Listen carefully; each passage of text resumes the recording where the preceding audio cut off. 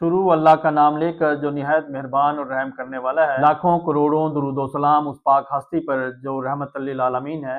नाज़रीन कराम, मैं अनवर अली राना एडवोकेट आपकी खिदमत में एक नई वीडियो और एक नए केस लॉ के लिए मैं हाजिर हूँ। नाज़रीन कराम, हमारा जो आज का मौजू है वो है प्रॉपर्टी से मुतल्लिका के जो भी जायदाद के बारे में, जो जायदाद या किसी प्रॉपर्टी का अगर केस अदालत में चल रहा हो तो वो बिक नहीं सकती, उसका क्या तरीक़ेकार है, क्या प्रोसीजर है, उसके बारे में जो है मैं आज आपको बताऊंगा।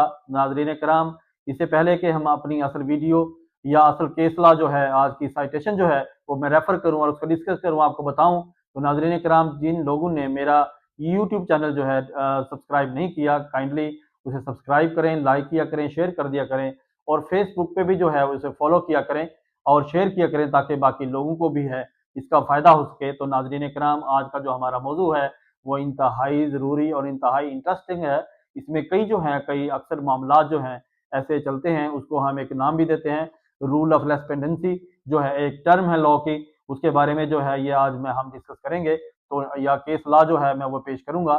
तो नाजरीन कराम, जब कोई प्रॉपर्टी, कोई जायदाद की बाबत अगर किसी अदालत में केस चल रहा हो तो वो कोई भी शख्स उसको बेच नहीं सकता। अगर वो बेचेगा तो वो जो है उसका खरीदने वाला जो है उसका सरासर उसको जो है नुकसान होगा।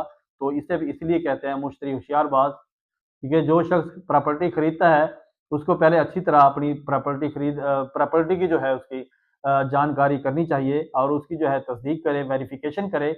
अगर उसके बाबत कोई अगर केस चल रहा हो किसी अदालत के अंदर, किसी कोर्ट ऑफ लॉ के अंदर, तो नाजरीन कराम, उसे खरीद करने से जो है उससे आप परहेज करें। उसको अगर जो शख्स भी है उसको सेल करेगा और जो उसको खरीदेगा वो जो है इंतकाल या ट्रांसफर जो है वो नल एंड वाइड होगा और उसका फायदा नहीं होगा। तो नाजरीन कराम, इस पे जो है एक बेहतरीन किस्म की जजमेंट है, 2025 की लेटेस्ट लॉ है जो मैं बताने लगा हूँ। तो नाजरीन कराम, ये है 2025 CLC सफ़ा नंबर 531, 2025 CLC सफ़ा नंबर 531। जी नाजरीन कराम, ये था हमारा आज का केस लॉ और हमारी वीडियो जो कि हमने डिस्कस की। तो नाजरीन कराम, इस तरह के कई जो हैं मसाइल यहाँ पे दरपेश हैं। तो फिर वो बाद में जब कोई शख्स खरीद कर लेता है प्रॉपर्टी ऐसी और इस तरीके से ले लेता है तो वो फिर परेशान होता है कि डेफिनेटली जो है, जो अगर उसका केस चल रहा हो या उसका मामला जो है अगर किसी अदालत के अंदर पेंडिंग हो तो उस पर कोई भी अदालत का फैसला आ सकता है। तो फिर वो जो है वो परेशान होता है कि इतने पैसे जो है मैंने ज़ाया किए या उसको जो है मैं बगैर तस्दीक किए मैंने खरीद की। तो नाजरीन कराम, ये आप ख्याल रखा करें कि जब भी कोई प्रॉपर्टी जायदाद खरीदनी है उसके अच्छी तरीके से जो है उसको वेरीफाई किया करें और उसको वेरीफाई करने के बाद जो है उसे खरीद करें। जी नाजरीन कराम, ये था हमारा आज की वीडियो और आज का केस लॉ। अगली वीडियो और अगले केस लॉ के लिए मुझे इजाज़त दीजिए। बहुत शुक्रिया। अल्लाह हाफिज़।